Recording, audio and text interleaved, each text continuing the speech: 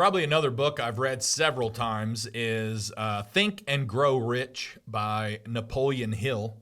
And in that book, he actually describes a mastermind group coordination, and he describes it as a coordination of knowledge and effort in a spirit of harmony between two or more people for the attainment of a definite purpose.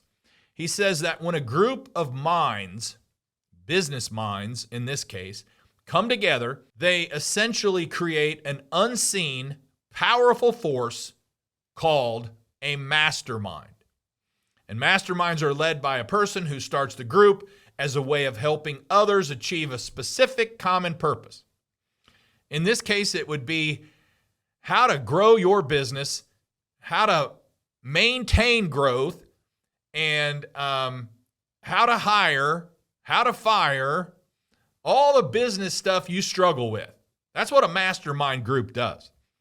And it's for a common purpose. You all have something in common. And in this case, it would be you all own a business and you all want it to grow. For instance, the leader directing the mastermind might want to help people scale a business, and the facilitator must pinpoint the exact reason why the group exists. Otherwise, it's not a mastermind group. You got to know why that group exists and what it's for, and then you've got to hold everybody accountable and the leader accountable to make sure that happens. When I attend these groups, I've paid a lot of money. I have paid a lot of money to attend these mastermind groups, and I want to get a lot out of them. And for the most part, I do. Okay? So, we've titled this The Mastermind Playbook, Part 2. Hey, this is Greg McAfee, and welcome to the Greg McAfee Show. Now let's get started.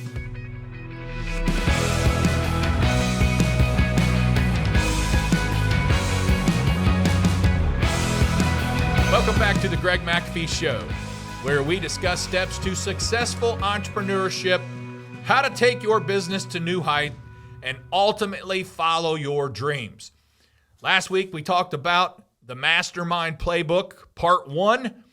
Today, we're going to continue on with that and discuss more of the mastermind group and continue on with just what does the mastermind do. Is that fair? All right, let's rock. So, first of all, you got to have strategic thinking. If you're in business, you've got to learn how to strategically think. I didn't know that day one. I definitely didn't know that year one. I didn't know that year two. I don't even know what year I learned how to strategically think or think strategically more. But it was probably somewhere between year 5 and year 10. I just didn't know what I didn't know. I had zero business experience. I didn't have enough trade experience, period. I didn't have any money. I didn't have a well-known name. I didn't have anything but the grind, the tenacity, and anything else it takes to continue on and make something work. I definitely had that, and a hard work ethic that I learned from my dad. Okay, so strategic thinking, a business mastermind is often a strategic thinker.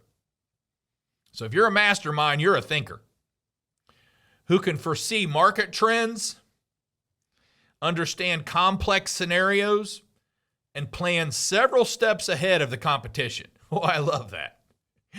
They are adept at aligning short-term actions with long-term objectives. They are thinkers. And they have an innovative approach. You see, innovation is at the heart of a mastermind success. You've got to be innovative. You've got to think different than everyone else. That's what makes you a mastermind. Just because you're in business does not mean you're a mastermind. I was not, like I said, the first 10 years, I was the farthest thing from a mastermind. I had some decent ideas. Like I said, after about the 8th to 10th year, probably, because I know we kicked off the 8 to 8 same great rate the 13th year in business, and I know we started private labeling about the same time. So that was about when I really started learning more and learning from the mastermind classes I took and learning from other masterminds. When did I become a mastermind? I don't even see myself as a mastermind, but I've been called that. I've led groups by that. And I can definitely take a $2 million business and get you to 10 million and maybe 15. And that's my expertise, and that's what I do. But you definitely got to have some skin in the game, and you got to want it. Because if you don't want it, I don't want it either. But you've got to have new ideas and new ways of doing things. You got to want to be effective. You got to want to be profitable. You got to know how to be profitable. We're experiencing some of the highest net profit returns ever in the history of McAfee over the last couple years, and and it's on purpose. But you got to want it. And masterminds in business continually seek out unexplored opportunities or create new markets. So you either come up with better ideas of what you're doing today, or just come up with a completely new idea in a new market and make it happen and be passionate about it and be aggressive about it and go for it. Get your team's buy-in and get the whole team. I don't care if you're a team of 5 or a team of 500. Get your team's buy-in, more power, more energy, more motivation, more drive, and go. And then we've got the in-home service businesses that could look something like this as far as innovation goes. And I just wrote 1 through 8. I'm just going to kind of go down through them. Best scheduling software you can afford. I'll tell you, it really bothers me that other advisors and other and salespeople of these expensive software companies sell the most expensive thing on the market to these 1, 2, 3, 4, 5 men shop. You're not ready for that. You don't want that expense. It's too much of an expense, and basically you can't afford it. I couldn't afford it. I didn't have it for years. I put it off for many, many years. And today we have one of the most expensive, but we've only had it for about a year. Make good decisions. Think about it. Don't buy into everything down the pike. Just because a $1 billion company in Texas has something, that does not mean you have it, and it does not mean you'll be successful if you get it. Get something you can afford. There's many good scheduling software out there that you can afford. This is an oldie but a goodie. Have maintenance agreements. I'm blown away by how many companies don't buy into or have maintenance agreements, and they've been in business 20 years. Why? And then auto calling. That's one of the best things in the world is we have auto calling that our phones, our computer systems automatically call the customer and let them know we'll be there tomorrow between 1 and 3. I'm not paying anyone to pick up the phone anymore and call people. It's auto call. Look into it. And like I said, have a proactive website. Very important. It should be doing things for you, but you got to keep it up to date often. Offer customer options specifically for each customer. Every customer is different. When a salesperson goes in and the customer wants something a little bit differently, many companies will say, no, we don't do that. McAfee, we say, yes, we can definitely do that. 99% of the time. We design things for the customer, not us. And offer the customer what they want, not what you think is cool. You know, selling the most expensive smart thermostat to my 90-year-old grandma is not a good choice. She's going to have, in most cases, she's going to have nothing but problems with it. And you made a very poor decision and a very poor sale. Don't be so proud of yourself because of how much it cost when grandma only needed a plain digital non-programmable. Think about it. And be open to change. Don't have a fixed mindset. There's so many things in business that small business owners have a fixed mindset. Well, my dad didn't do that, and his dad didn't do that, so I'm not going to do that. Well, you're lost in the dust, pal, because it's 2024, and we do that today. Figure it out. Make it happen. Be open to change. And come up with new solutions, not just the ones we've been using since the 70s, 80s, and 90s. Come up with new solutions. Come up with new ideas.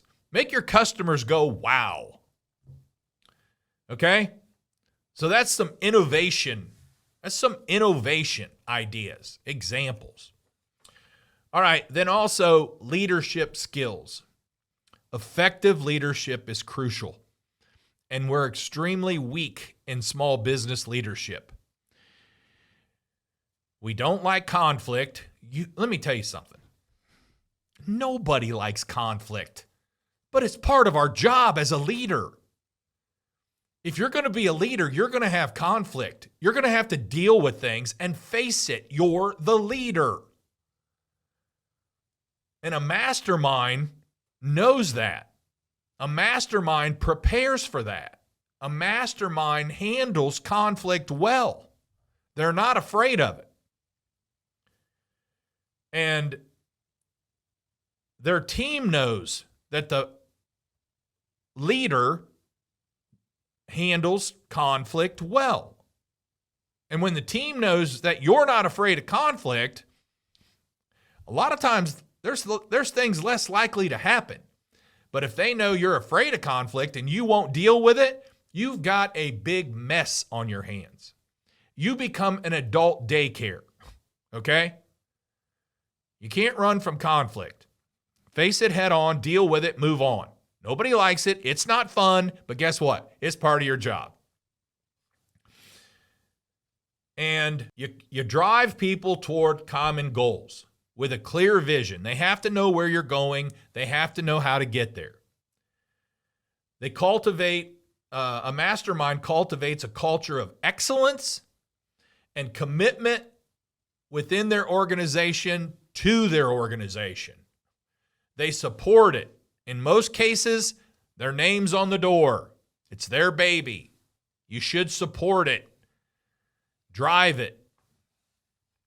Be committed to it. Well, how do you do that? Well, you read more than you do today. You read more books than you do today.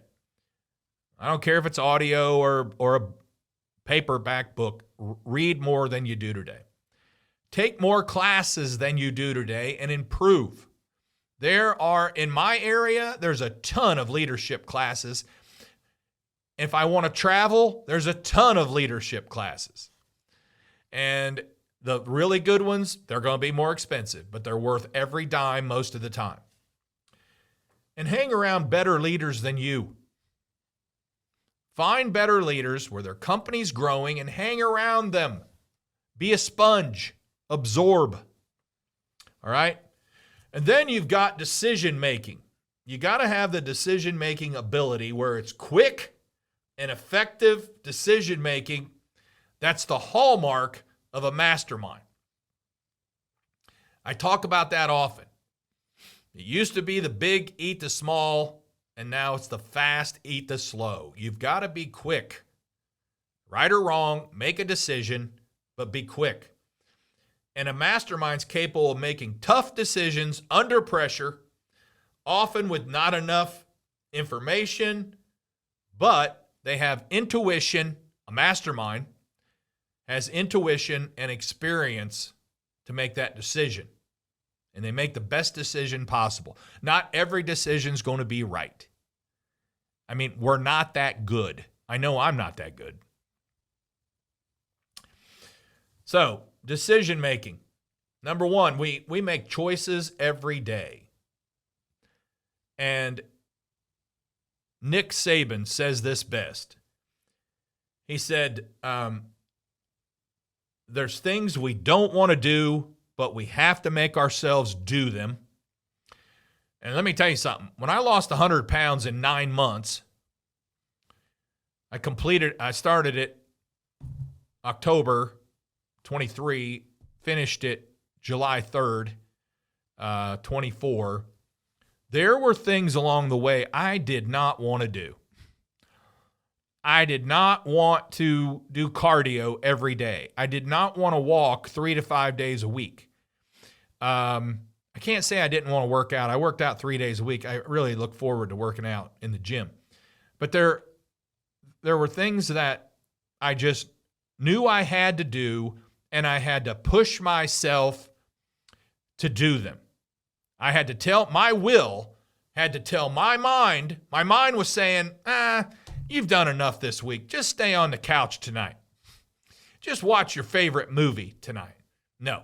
My will said no. No way, no how. Get your butt down there and get on that pre-core elliptical machine and let's do some sweating, okay? Because my mind's lazy. It will tell me not to do things. However, God made our mind. Once we tell our mind what we want to do, then it gets to work and it figures out how to do it. It's amazing how it works. But originally, it'll tell you, you don't need to do this. You don't need to put in 10, 12 hours a day in your company. Your company will be fine. Bull crap. Most of the time, you need to put in more than that. People don't know that, but that's what it takes to be number one. That's what it takes to be successful. That's what it takes to be better than everybody else in your area, in your market. But your mind will say, you don't need to do that. You need to go home. You just need to go home. So Nick Saban said there's things we do we don't want to do that we have to make ourselves do. And then there's things we shouldn't do, but can we make ourselves not do them anymore? Now, go back to my losing 100 pounds. There were many times I wanted to eat something that I shouldn't eat, and I had to tell myself no. And what do you think got me to 100-pound over 30 years, gaining 3.5 pounds a year for 30 years? That's what got me there, is eating. I love to eat. I don't drink alcohol. I celebrate by eating. I love to snack. I love to eat. I love salty things and all that stuff. Okay, but I had to tell myself no, because Nick Saban says there's going to be things you shouldn't be doing. Can you make yourself stop doing it? And if you got a strong enough will to tell your brain, we're not going to do this anymore. And I'll tell you what helped me the most was Atomic Habits by James Clear. I've read it about 4 times. I recommend it highly. I changed my habits. I stopped doing the bad habits. I started creating good habits. So it's a great book. Recommend it highly. Okay. And then we've got networking and relationships. So building strategic relationships is the key. A mastermind understands the importance of networking, forming alliances, leveraging contracts, and facilitating business opportunities and growth. Do you get out and meet people? Do you get out of your little comfort zone and actually go out and meet people? Because the more people you meet, the more people you know. And that's my next question. Do more people know you than you know? Now, for me, I've been on TV for years. I've been on radio for years. I do a lot of cool things for the community for years. And I support a lot of children and families for years. More people know me than I know them. And I can't hardly go out anywhere in the Dayton market without someone knowing me, coming up to me at a restaurant, running into me at a store. And for years, my wife would say, "Who is that?" And I'd say, "I don't know." I just play it off.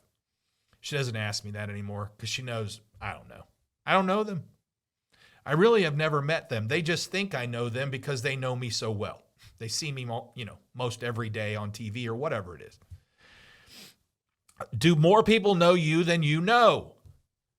Get out there. Get your face out there. Get your voice out there. Make things happen. Are you involved in your community which you serve? If not, why not? It's your community. It's your team. It's the people that buy from you. It's called your customer base, actually, but it's your community. Get out there, get involved, and get people to know you. Very important. And then learn and adapt. You see, the business environment is constantly changing, and a mastermind always remains not stagnant, adaptable. We are adaptable. Things happen, things change, always learning and evolving to the next challenge. Bring it. It energizes us. You see, leaders who adapt to change create companies that lead their market and lead their industry. And remember the podcast, The Long Game, that I did a while back? That's part of it. It's the long, you're in it for the long haul, the long game. If you're in it for short-term instant gratification, you're going to be very disappointed. And then we've got risk management. Now, sometimes you look at what's risk management for a small business. Masterminds are not just risk takers, but also skilled risk managers. They know how to assess and mitigate potential downsides while maximizing the benefits of a strategic choice. So let me run a few questions by you here. Very interesting. What if you run out of equipment? Whether you're an electrician, a plumber, landscaper, I don't care what you are, HVAC guy, remodeler, whatever you are. What if you run out of equipment? What if your supplier calls you today and says, we're out of equipment, we can't get any more? What happens? Are you prepared for that at all? Do you have any stock at all? If you're a one-man shop and you're working out of your garage in your house, then you're not going to have much stock, although I had a complete consignment package working out of my garage. I probably had 20 to 30 pieces of equipment that I kept on consignment. They kept on consignment for me because I negotiated and wanted it out of my garage. I did that from day one. Best thing I ever did. I didn't have to rely on, if I needed something basic, I had it. I didn't have to rely on my supplier for it. But what if you run out of equipment? What if the power goes off in your building for days? What do you do? This is risk management. What if a few trucks are down at once? What do you do? Will it affect you? What if your main person, been with you for a long time, quits today? What do you do? Are you prepared for that? Have you thought about that? And what if a customer refuses to pay you for a very large paying job? Can you handle that? What do you do? Risk management. What do you do? So wrapping it up here, basically, a mastermind in business is someone who combines the skills to drive their business forward, consistently making informed and bold decisions that shape their entire industry. That's a mastermind. And I really like that. So, wrapping it up, Mastermind Playbook, you've got strategic thinking, innovative approach, leadership skills, decision-making ability, networking and relationships, learning and adaptability, and risk management. And that's good stuff to think about. Join a mastermind group. Find one. We talked about this several months ago with the ACCA group. They've got mixed groups. Join one. It's very similar to a mastermind. Very similar. Join a mixed group. Join the ACCA. Get involved, join a mixed group. It will help your business. It will help you as a leader make things happen, but get involved and join a group. And one day, maybe it's your goal to be a mastermind, but you've got to absorb. You've got to be a sponge. You've got to absorb. You've got to learn. You've got to read. You've got to R&D, rob and duplicate some things from the best of the best of the best and make things happen, okay? So before we wrap up, if you're watching on YouTube, don't forget to like and subscribe. And you can also support this podcast by rating and reviewing on iTunes or your preferred listening platform. Keep listening. I'll do my best to keep challenging you. Don't forget to follow us on Instagram and Facebook at The Greg McAfee Show. No spaces, no underscores. Thanks for listening. And as always, carry on. God bless. Make it a great day. We are not promised tomorrow, so make today the best day of your life. See you later.